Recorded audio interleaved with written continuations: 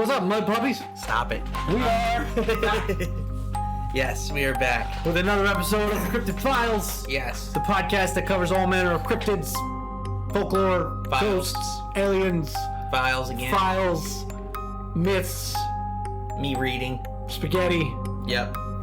Government. a lot of food, UFOs. Mormons, Scientologists. Scientologists, dicks. Sporting goods. Not really. I don't think we've covered sporting goods at all. We are your hosts, Anthony and Charlie, Yes. and today we are covering the Grafton Monster. I did a metric fuck ton of research. And let me tell you, it's a brain twister. It's a doozy. I found some cool shit. So, Okay. the Grafton Monster comes to us from Taylor County, West Virginia, specifically Grafton, West Virginia, in 1964. So, Yes. not an old one, but not a new one either. It is described as 7 to 9 feet tall with white seal-like skin, no discernible head, with eyes in the center of its chest, What's seal skin like? kind of rubbery soft, Rubbery, soft, like shiny? shiny, rubbery. Yeah. Yeah, it has no discernible head with eyes in the top center of its chest, so like where your collarbone would be, where there's his eyes and there's no head. And he has a deep bellow that can be heard for miles, but no discernible mouth.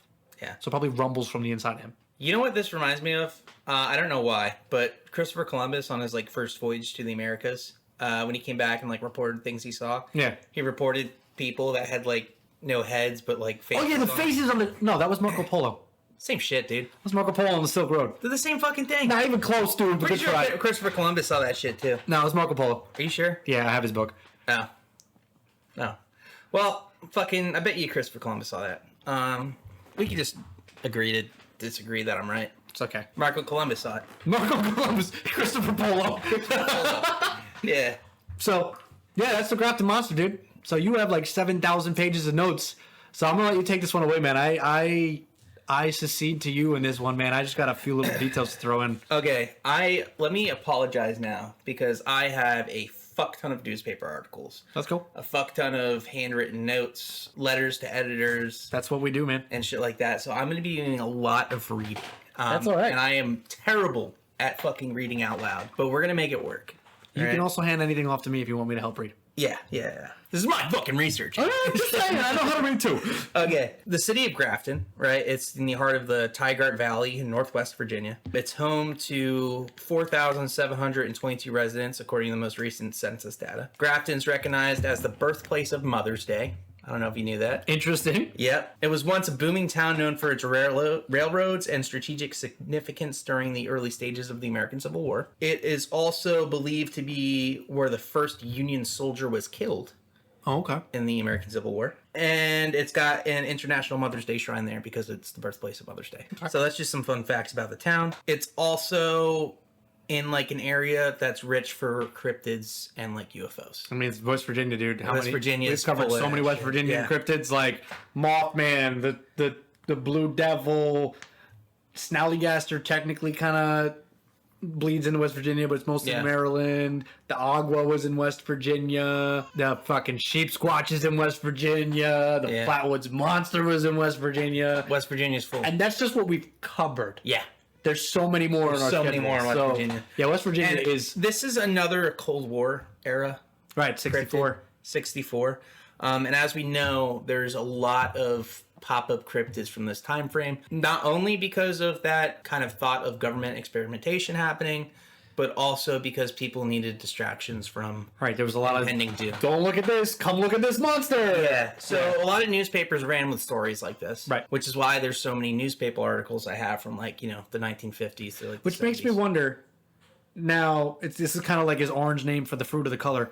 Did they run more of these stories to distract people, or did they take more of these stories Seriously, No, I worded it because wrong. they were afraid. Were they fabricating these stories to distract people, Yeah. or were they not suppressing these stories because they were like, "Oh, this is good. Let's distract more." You know what I mean? I wonder, were there probably- cryptid sightings this often before the Cold War, and they were just Yeah. like, "Y'all are crazy," and then the Cold War happened, and they're like, "We got to distract people. Let's run this," or if they were like, "Let's make some shit up." I don't know how many of the stories were fabricated in that sense. Okay.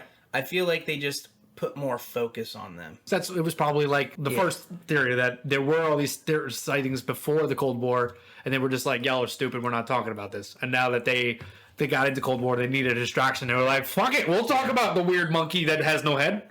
Yeah. Okay. All right. So the first sighting, this was June 16th, 1964. Right. We have Robert Cockrell. He was a reporter for the Grafton Sentinel. Now, Right.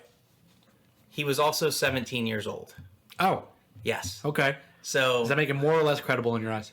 I don't know. It doesn't affect much, but it kind of puts into perspective because you have to think this guy was a full-fledged reporter for the newspaper at 17. Yeah, and I couldn't even get an internship with the Sunday Herald in New Jersey at 22. Yeah. So But it's I don't know, I just thought that was cool. So basically around 11 p.m. driving home, he saw a large white headless creature standing near the road. It was about 7 to 9 feet tall, 4 feet wide, with slick seal-like skin, like you said, no visible head, and didn't move. He was frightened, returned later with 2 friends to go investigate, and then after they didn't really find much, they went back to the police. And then the next day, he was like, I need to make a report about this. Because he didn't want to originally, because he didn't, fear that people would claim that he was making a hoax. right, he didn't want any ridicule. Yeah, but then he said, fuck it, I'm a reporter. I'm going to do what reporters do. Stick to your guns there, buddy. This is his official report. All right. So he wrote this to his boss, pretty much. All right, so this is July 10th, 1964. This is the day after the supposed sighting. So the first page is, Dear Gray, I received your copy of The Unidentified and The Saucerian. I find them most enjoyable reading. Enclosed are 2 pieces we ran on the monster. They were printed June 18th and 19th. The creature was first sighted on June 16th. So this is a letter to Gray Barker? Yeah. Okay. And he's basically talking about his story. So he spoke to him first. Right. And he basically said, write me what happened. Right. And if so- you guys don't know who Gray Barker is, Gray Barker was one of the... I forget if he was the reporter or the man that wrote the Mothman prophecies, but he has to do with Mothman. Yeah. He's something significant with Mothman. He wrote about Mothman. Nice. Yeah. Sick. So what he says is, I reviewed the details of the story and came up with the following. Riverside Drive is located on the west side of Grafton. It is a stretch of paved road about 3 miles long. It is secluded, bordered on one side by the Tigard River and on the other side by a steep cliff and heavy undergrowth. On the night of June 16th at 11 p.m., I was on my way home and averaging around 50 miles per hour. I know the road well. That night was clear. I was not overly tired or exhausted, nor was I under emotional stress. As I was coming down the road, I was negotiating a wide curve. As I came out of the curve, I looked down the mile-long stretch straight ahead, and as I glanced up, my high beams picked up a huge white obstruction on the right side of the road, standing between the road and the riverbank on a cleared-off section of grass. After glimpsing the thing, I speeded up and to get off that road as soon as possible. My impressions of the beast were: it was between 7 and 9 feet tall. It was approximately 4 feet wide and had seal-like skin covering which had a sheen to it. It had no discernible head and did not move as I passed it by. This is the only accurate description I can give since I was deeply frightened by the sight. This is a 3-page document. Okay. And just to follow up while you're moving that, I looked up Gray Barker. He wrote a lot about UFOs and stuff, and he was the first one to write anything about Mothman, which was the Silver Bridge. He wrote that in 1970. Nice. All right, so this is page 2 we're on now. Although I was genuinely tempted to go back and lock the doors, it is my business as a reporter to investigate a story and find out the truth. So I immediately returned to town and enlisted the aid of 2 friends of mine, Jerry Morse and Jim Mauser. Together we went back to look for God knows what. We came to the spot where I had sighted the monster. It was gone. There were no tracks, but the brush around the spot on the riverbank had been mashed down. We searched the area for over an hour. Although we did not sight the creature, we did hear a low whistling sound coming from the direction of the river. The sound appeared to follow us, but we could never track it down. At this point, I would like to say that I am sure it was not a practical joke, nor a figment of my imagination. The next morning, I went to work determined not to mention the incident because people have a tendency to say I was either crazy or making a hoax. But it was news, and it was my duty to report it, so I gave my editor a rundown of the story and events covering it. He wrote both accounts of the monster in the paper, and as you can see, he was cynical of the monster. In his second story, Monster Results of Spring Fever, he mentions tracking down the account of the monster. It was true someone mistook the box of the monster, but I can assure you that this is not what I saw. State, county, and local police were notified of the monster, and made short routine investigating, revealing nothing. Over 100 teenagers first took up a search. About 20 actually caught glimpses of it. I questioned several of them individually and found reports tallying to the finest detail. Now the final page. Page 3. Several other people, adults as well as teenagers, reported seeing the monster at different times, at varying points up the river. Some of these reports I discredit, but others I am inclined to believe. I'm sorry my typing is so sloppy, but I am pressed for time to get this to Clarksburg in time. I will try to listen to your program as entirely possible. I would continue to enjoy your book. I hope to meet you sometime in the future when I'm in Clarksburg, and I can be there to help you in your future. Please let me know. Yours sincerely, Robert Cockrell. P.S. Good luck on your show. So this is the Mothman hoax editor. And he mentioned how his editor posted inside of the newspaper about it. So I have those articles here too. So after the first time he saw the creature, so that full description that he gave is the description. Yep. And not for nothing, I wonder if this man's still alive. I haven't. Because he would be 78 right now. Yeah. I want to find him. Yeah. I want to talk to him. So I have, hold on, let me make sure I have the right one. Words are fun for everyone. These are the monster hunting parties. This came out after the articles. Yes. This came in after the articles. Sorry, you notes are fun, but I can't hear it. It is cool. It was at the bottom of this one. All right. So this is the monster hunting parties from the Grafton Sentinel on June 18th, 1964. Okay. Want to go monster hunting? If so, just join the roving bands of teenagers who are apparently convinced that a monster exists in this roving section of Riverside Drive near the City Stone Quarry. Wednesday night, several bands of teenagers armed with flashlights, mallets, crowbars, and the like were reported searching the Riverside Drive area. The description of the alleged Grafton Monster sounds suspiciously like that of recent reports of a monster in Michigan, except the Graftons seems to be a bit bigger in every respect. So there was a Michigan monster? There was a Michigan monster. Does it have a name? A week before of this. I don't have the name of it right now. Okay. But I read the newspaper article on it. It was pretty cool. Okay. So we're going to have to cover that one too. Yeah. So I'm saying if it had a name, I could look it up. One teenager said the youths on Wednesday night were searching for a creature 9 feet tall, about 4 feet wide. He said it's agreed that the creature is white, has no discernible head, and emits a weird whistling sound. So far as could be asserted today, area law enforcement authorities have taken no official notice of the reports on the Riverside Drive monster. Several teenagers, none of them identified by name, have reportedly seen the monster and given fairly telling reports of its appearance. The tale is embellished with theory that the creature was first sighted in a Morgantown area and arrived in Riverside area via the Monongahela and Tigard rivers. That's where the Agua lives. That's where the Agua Monongahela. lives too. Yeah.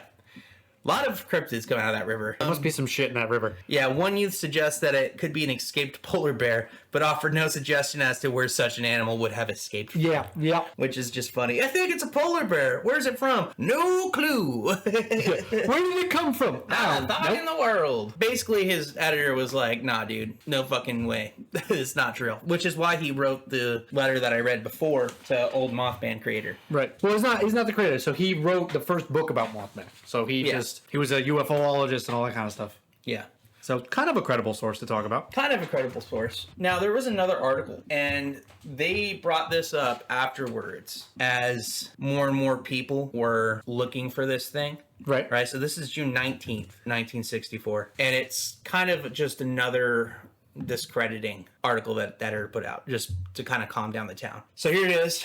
Monster result of spring fever, wild imagination. Grafton's alleged monster, reportedly the personification of an active imaginations of a number of teenagers, couldn't have shown up in the Riverside Drive area if it wanted to on Thursday night. Too many teachers and adults were roaming that section of the city.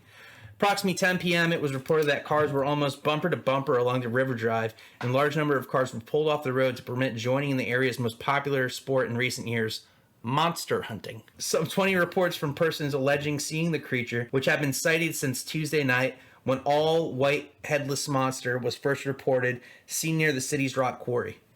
Wednesday night, about 30 teenagers engaged in a monster hunt, but by Thursday night, the number of teenagers had doubled and the number of adults joined in search. Combination of spring fever, like spring fever is like a real disease, you say. Yeah. Spring fever. Spring fever.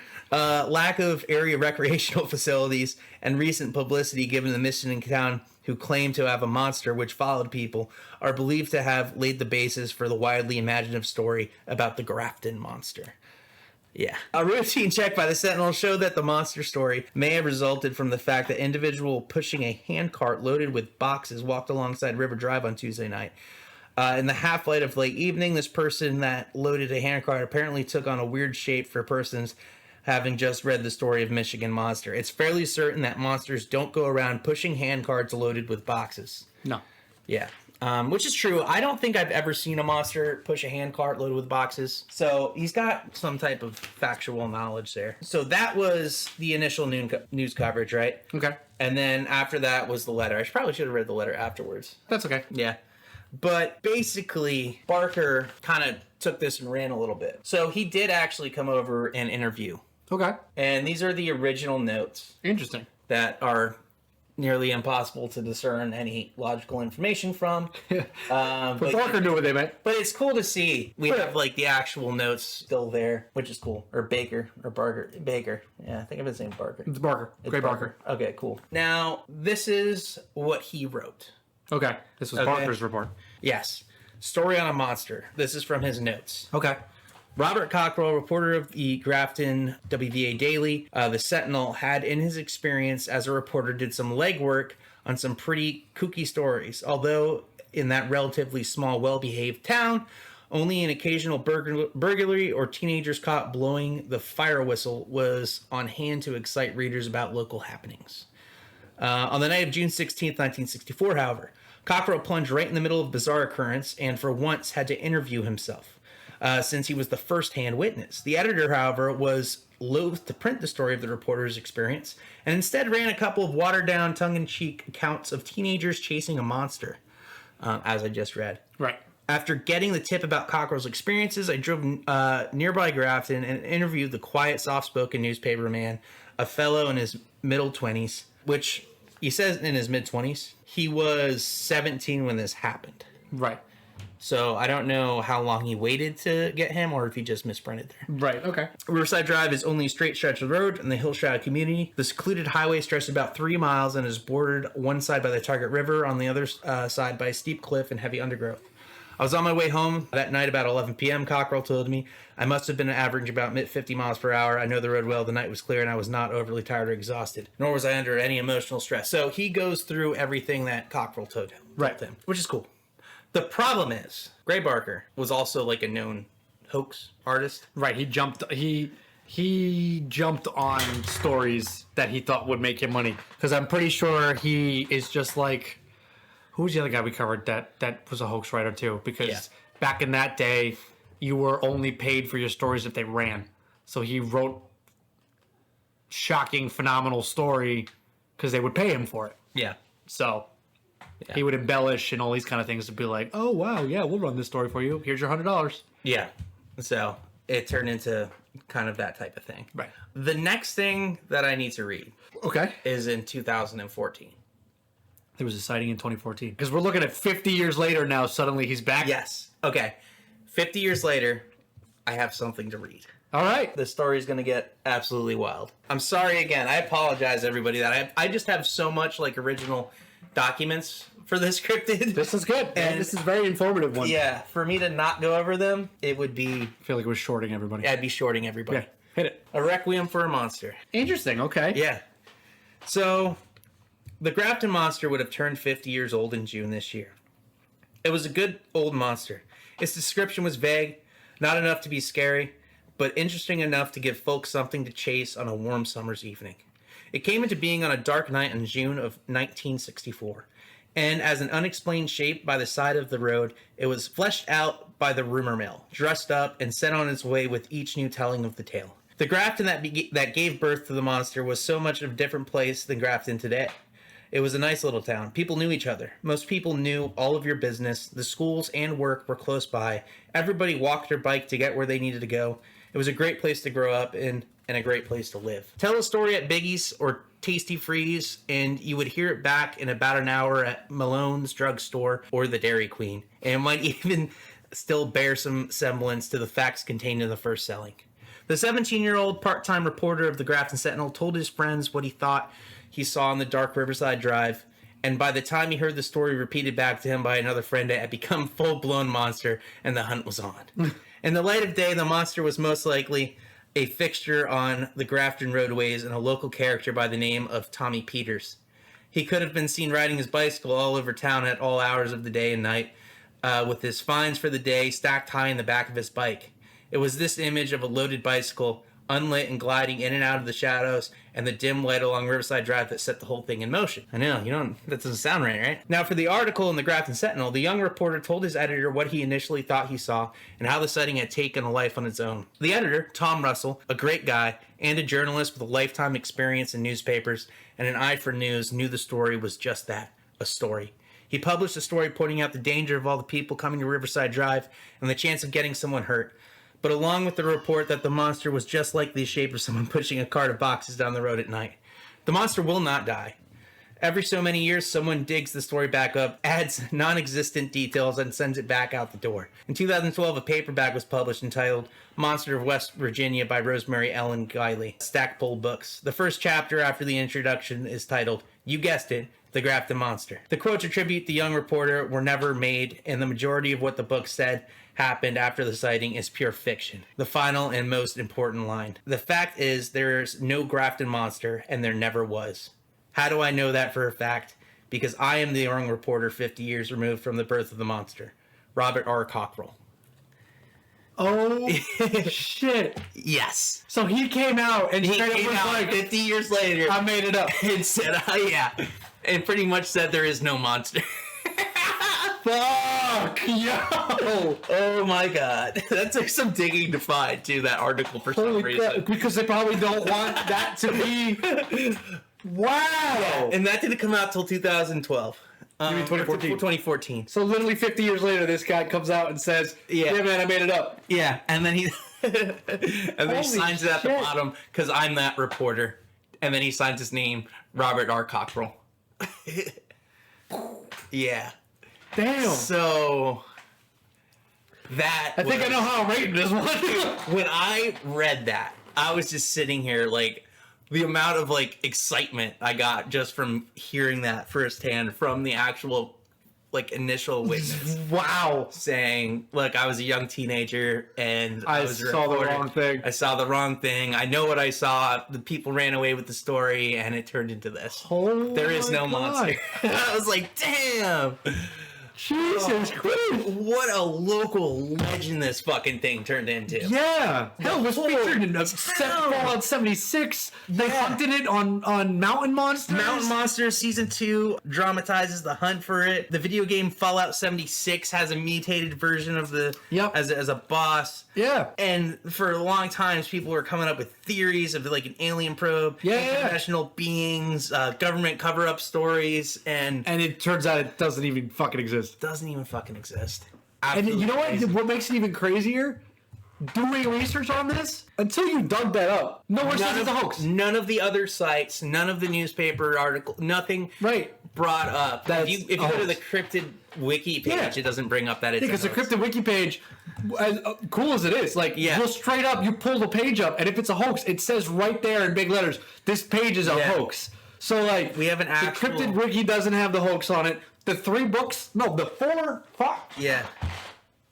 The 5 books that I have of different cryptids and monsters don't have anything about it being a hoax. Yeah. And the actual person that started it all came out in a newspaper and said, yeah, I made it up for the newspaper. And he did it in like such a a wholesome way too. Yeah. And he was like, this has got to stop. Yeah. You know? Holy crap. You know what that was? That was the equivalent of Rose throwing the jewel into the water at the end of Titanic. Exactly. Yeah. So, and that's what he was talking about, like the books were coming out. And holy crap. They were quoting him and things he didn't say. Yeah. And he was like, you know what? Let me put an end to this. And he did. He reached out. And straight up was cut it out, guys. Said, fuck it. Wow. Yeah. Wow. Yeah. That's pretty cool. Absolutely crazy. That's wow. Yeah. Holy shit, Big man. One. Yeah. Holy shit, man. I told you I had something to blow your mind with. That really did. Yeah. Are you expecting that? No. Oh, man. How real do you think the Grafton Monster is? 0. Yeah, I'm going to give it a big fat 0 right there, too. 0. It's literally a confirmed hoax. Yeah. Wow. Well, how cool is it? This has a special fucking place in my heart right now. I absolutely love this story. But again, we have to separate the story from the cryptid. Yes. Can you, though? Can you physically separate the story for the cryptid? You gotta try. Look, as a monster, it was this big White blobby thing. That the whole town went monster hunting for, and I don't even know, do we need, no, the story is such a heavy part of this. I'm gonna give this thing a 4.5. 4.5? 4.5. I could separate the story. Yeah. And as a cryptid goes, as far as coolness, it's a headless blob Yeah. that bellows and wanders around and feels like a seal. Makes a whistling sound. Yeah. I'm gonna give it a 4 because it is pretty cool. It's cool. Even the story aside, it's still pretty cool. Yeah. But how unique do you think the Grafton Monster is? Not the story. Honestly, I would say it's pretty unique because there's not many cryptids that are like it, where it makes that weird whistling sound. There's cryptids that make whistling sound, but it's never like a big monstrosity that's making. Yeah, it's almost like a train whistle. Yeah. And it's, it just seems kind of original. It's a huge creature that might be aquatic too. So I give it another 4.5, I think. I'm gonna give it another 4. Yeah. Because it's different. It's very different. We've covered a lot of big monsters, but this is like, you see it in your head when you describe it. It's a white mass without a head. Yeah. That just kind of lumbers around, man. Like you can feel the weight of that thing moving. Yeah. So yeah, I'm gonna give it a 4.